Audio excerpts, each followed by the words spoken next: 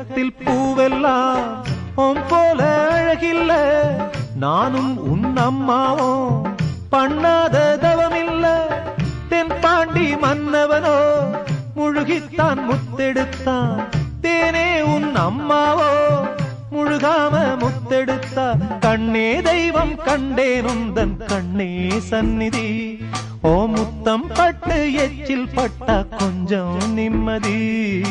சின்ன சின்ன பூவே நீ கண்ணால் பாரு போதும், தொட்டு தொட்டு பேசு என்